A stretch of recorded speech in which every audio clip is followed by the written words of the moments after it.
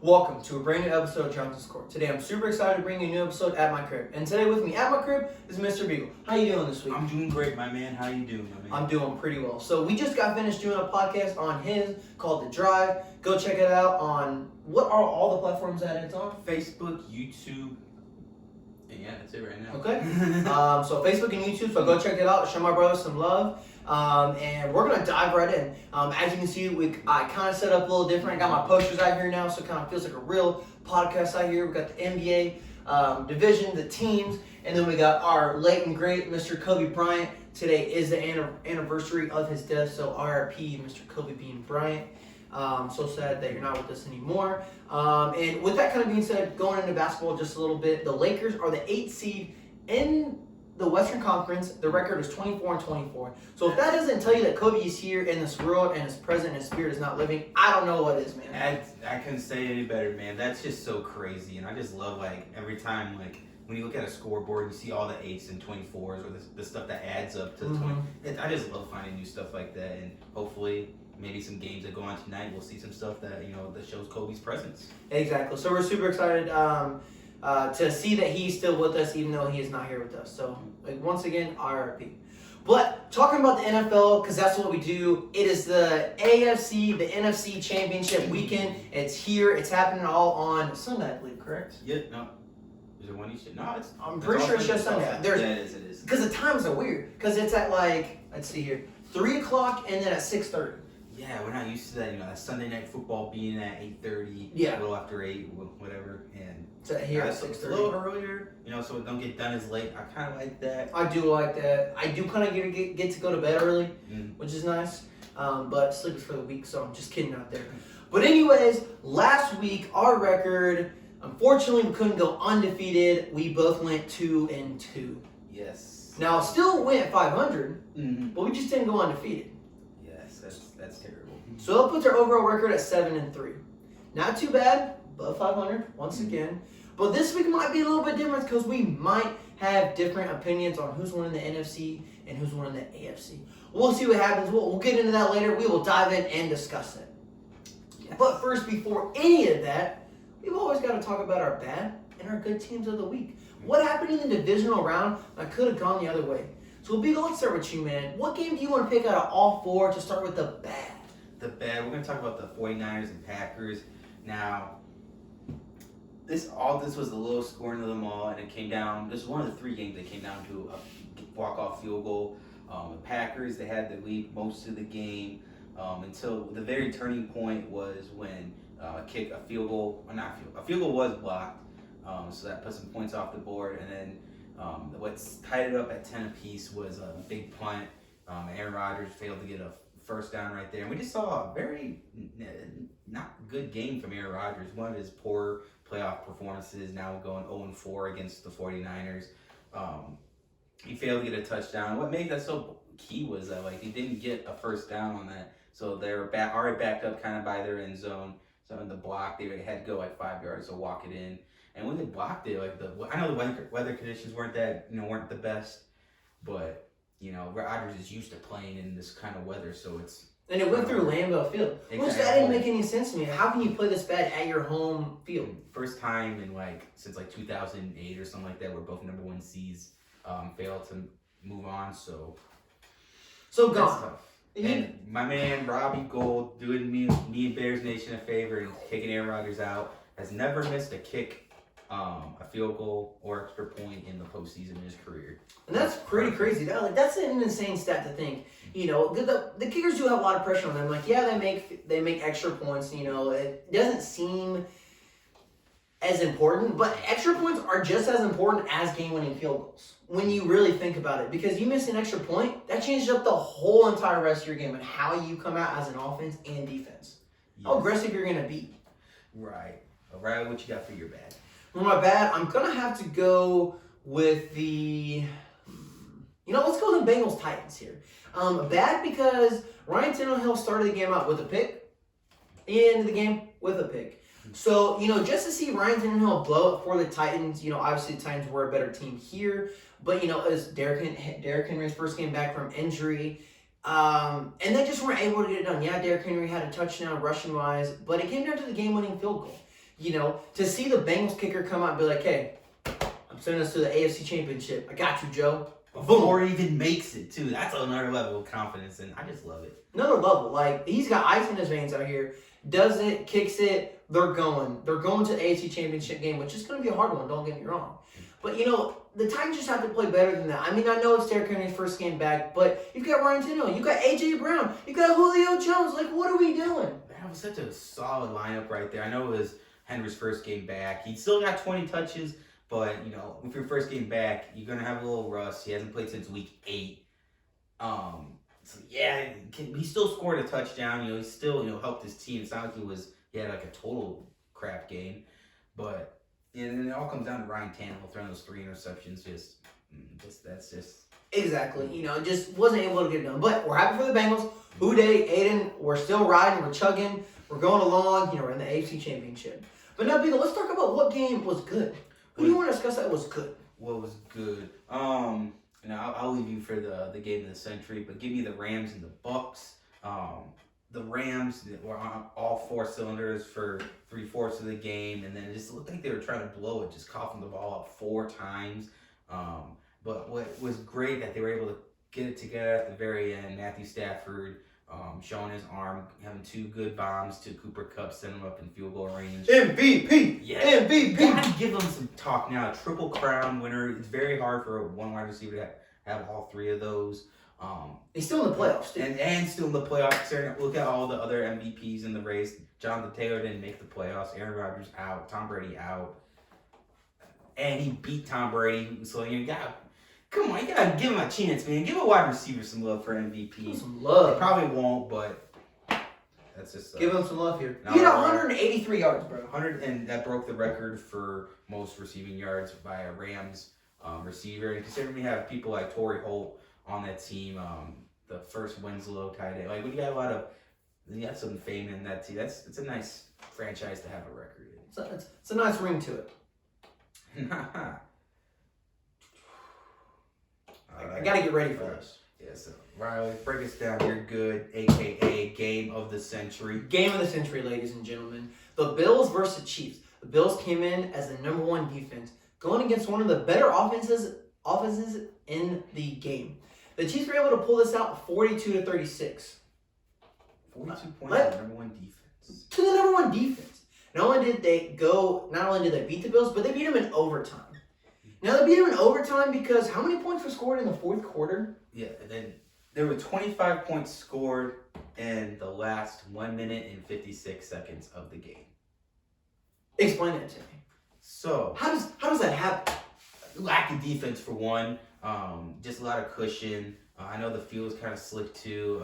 On one of Gabriel Davis's touchdowns, defender kind of slid. Tyrann Mathieu was out. He broke him, bro. He sent him gone. Like, maybe, it's cold weather, but he fell down. I'm sorry about you. But Tyrann Mathieu did get injured, got a concussion, so that was huge. And he kind of got hurt in the second half when they needed him, and both teams were going back and forth. There was, I think, 2 different times where 4th down, game is over, but they score on it, so they keep a minute. And it came down to the last 13 seconds of the game, where there were 2 big passes to Travis Kelce, got huge chunks of yards, were able to put him in field goal range to send to OT, and then we had another classic of, that Chiefs got the ball first and scored. Josh Allen did not get a chance. Didn't get a chance. Now, I do want to give a little bit more detail into it because we are going to still talk about this, because this game was just so crazy. It was so insane that it was the best game that I've ever watched personally in my life. Imagine being there at that game. Bro. Wow, just the energy in that. Arrowhead Stadium's already one of the loudest stadiums in the NFL, and just the energy there alone is massive. And then when you put it in playoff atmosphere, and then you put on top one of the greatest dueling quarterback games in playoff history, man, I just wish I could have been there. Well, I wish I could have been there, exactly. Because Josh Allen had 329 yards, he had 4 touchdowns. Nope. You know how many interceptions? 0.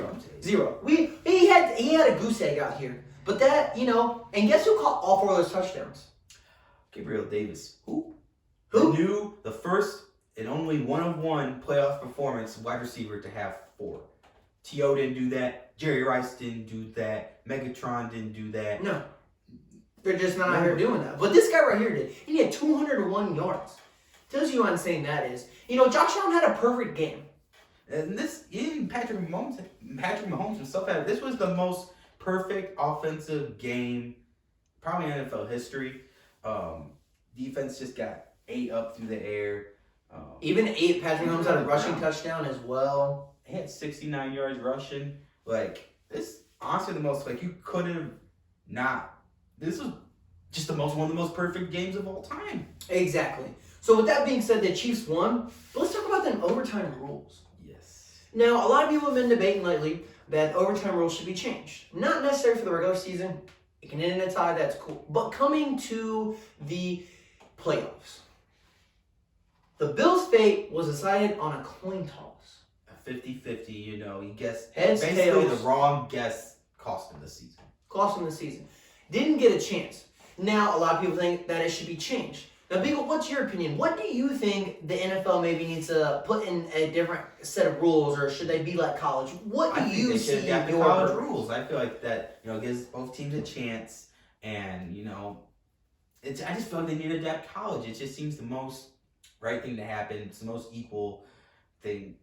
I just don't know why they haven't done it yet. It was funny because the Chiefs put in a petition for something like this to be done when they themselves were in the same situation against Tom Brady, and I was just informed earlier that the Bills voted no to this kind of a passing, so that ultimately kind of screwed them.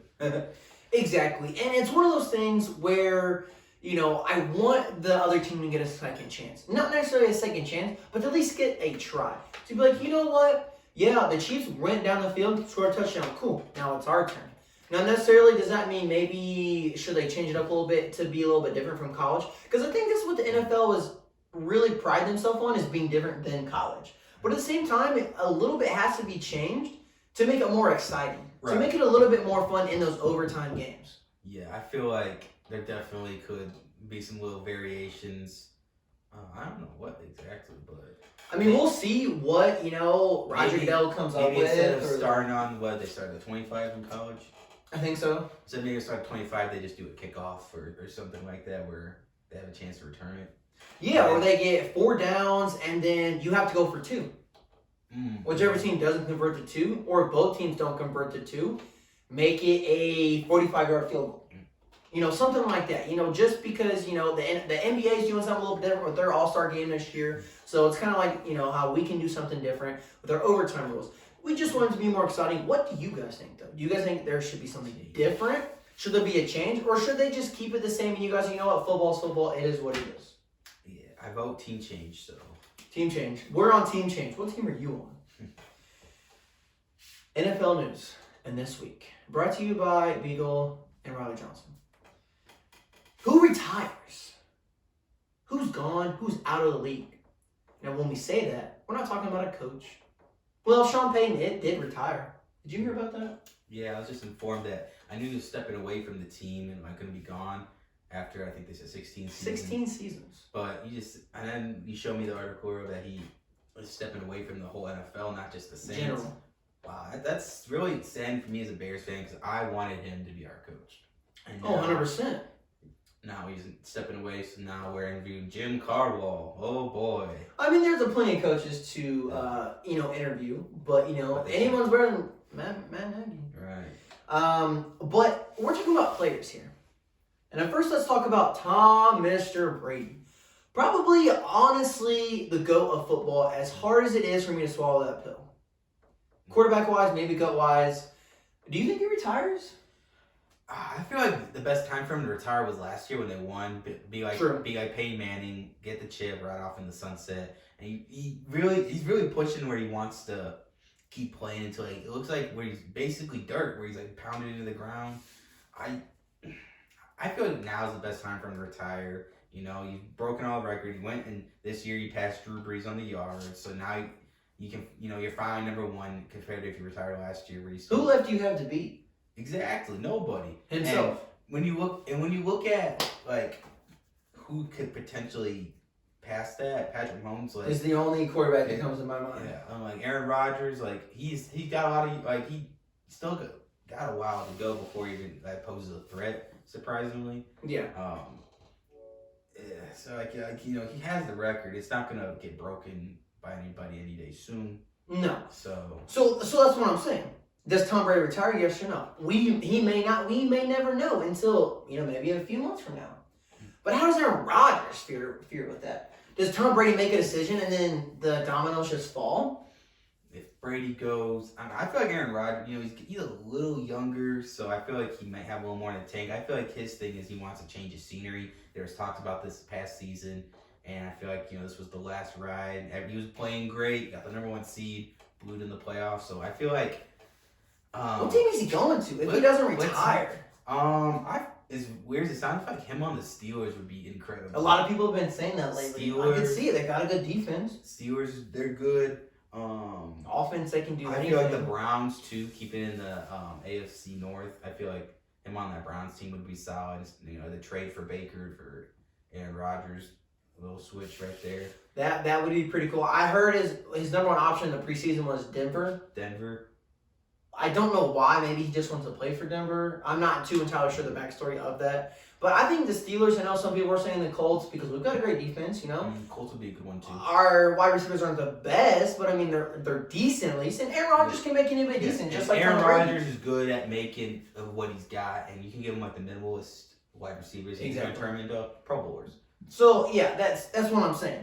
But if Tom Brady retires, Gronk's retiring, right? Yeah, I don't know honestly why he came out. I think he came out just because hey, we got a chance to win the Super Bowl. I can go for one more ring. Why not? I mean, it's for I think like 2 of his rings he didn't even play because he was injured.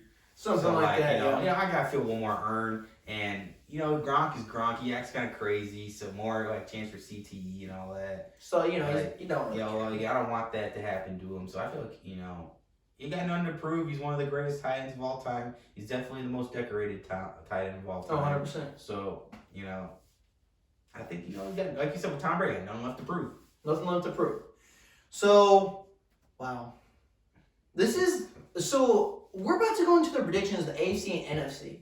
Then if that's the Super Bowl, we have one more left. We have one more episode of football this year after this. That's sad. One. It does suck to, get to the end, but, all great things do come to an end. Unfortunately. So, and that's what next season brings and provides is new hope. A new chapter. New legacies. So, we're going to talk about the NFC first. Oh. We're going to talk about the 49ers are coming in. They're traveling to the LA Rams Stadium. This is an NFC West showdown. Mm-hmm. Played earlier in the season. Twice. But now this isn't in the playoffs. We're talking about the playoffs. The game to take your conference and represent the NFC in the Super Bowl. Who's going to win the NFC this year? Who's it coming down to, Beagle? And before I say that, who are the X factors? Yes. To put whatever team you pick to get over that hump. For the Rams, obviously their defense, they're going to have to key in on the 49ers Debo Samuel, who is a Swiss Army knife. You can use him in so many different ways. We saw this postseason. He can pass the ball, rush the ball, catch the ball. It wouldn't surprise me if he can punt the ball. He's just so crazy. Versatile. I want to see him do an Ocho Cinco and kick a field goal. Why not? Or an extra point. He can't. Right? So he's their thing. It's all going to come down to Jimmy Garoppolo, though, the helm of the team, the quarterback. He's like Ryan. I compare him a lot to Ryan Tannehill. He's a game manager. He can get you, he can get you first downs with a strong running game. He's good, but he throws an interception or two. The defense is out on the field. This is a great 49ers defense too. Who's been to the Super Bowl, so they've been on the stage before. But I feel like that Rams defense is too star-studded. They stopped the GOAT, and give me the Rams right here. Give me the Rams. I'm gonna go Rams 28-20. Yeah, 28-20. So if you can't dodge it, ram it, and that's what Beagle's saying, and that's what I'm saying too. I'm going with the Rams here already, but I think it does come down to the defense. But more than that, comes down to Matthew Stafford. Mm-hmm. How does Matthew Stafford show up in the biggest game of his career so far? How does Matthew Stafford feel? I'm going with the Rams, but who shows up? Does Cooper Kupp show up again? Does Odell Beckham Jr. show up in his biggest game of the year? Who? Obviously, like you said, the 49ers defense has been in this position before. They know what they need to do. But how does that offense play? So I'm super excited to see that. Yes, and if you're Matthew Stafford, you're thinking it's about time. He spent 12, 13 years in at Denver, or not Denver, Detroit, the other D City. But it's just, it's about time. Well, very much deserved, and I would like to see him in the Super Bowl. Well, we want him in the Super Bowl. So I'm going Rams, and I'm going 31-27.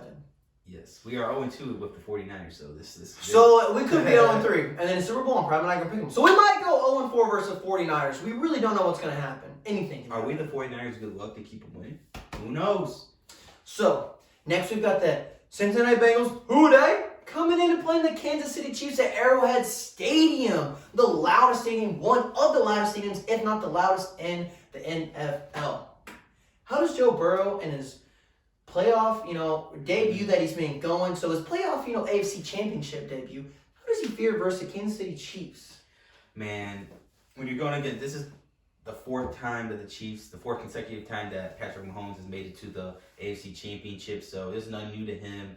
He's at home. Joe Burrow, it's your first playoff run. You already made it to your conference's biggest stage. You've already won more games than Dak Prescott and the Cowboys. Yes. And he's made it to the AFC Championship before Lamar Jackson, before Baker Mayfield, two teams that, were in the playoffs last year. True. Often compared to. Before Josh Allen, that's crazy. But No, Josh Allen was in the AFC Championship last year. I meant, what's his face up in Justin Herbert. I don't know why I said Justin Herbert, yeah. He's still young too, but anywho, if the Chiefs didn't dice up the number one defense, I would honestly give the Bengals a pretty serious chance of winning. Versus the Bills, if it was like the Bills Yes. here as well. Yeah. But I'm gonna have to go Chiefs on this one. Going Chiefs. I feel if they diced up that number one defense, I feel like the Bengals will hold their own In the first half, at least. Yeah, give me a score of, I'm going to go 30 to 21. 30-21. I feel like they still be kind of high scoring. High scoring. See that as well. Because the Chiefs, like I said, Tyrann Mathieu, who knows if he's going to play, and they're already a spotty defense, and I feel like Jamar Chase and Joe Burrow are going to get theirs, but at the end of the day, defense wins championships, and he diced up the best one. He's going to dice up and do something. So, who they? Cincinnati Bengals. I'm riding with them. I was riding with them ever since the beginning. Versus the Raiders. We're going all the way, Aiden. Let's go here. Let's see. You said Jamar Chase. Jamar Chase did not score a touchdown in the last game. But he had 109 yards. Now, let's see versus the Raiders. See if he scored a touchdown. He did not. He had 116 yards and didn't score a touchdown either. What about the... Oh, wait. I'm tripping. So, with that being said, does Jamar Chase have another streak of no touchdowns? No touchdowns? I mean, they're still winning, so... Rookie of the year, no touchdowns? Hey, still getting them 100-yard games, so... He is.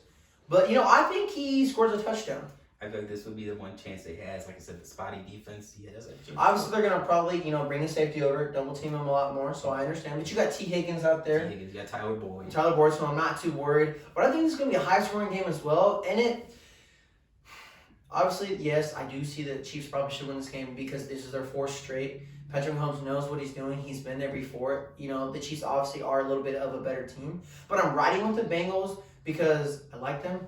And I do like Joe Burrow. He was able to beat Nick Saban in Alabama in the championship game at college. So it's not like he hasn't been on the big stage before.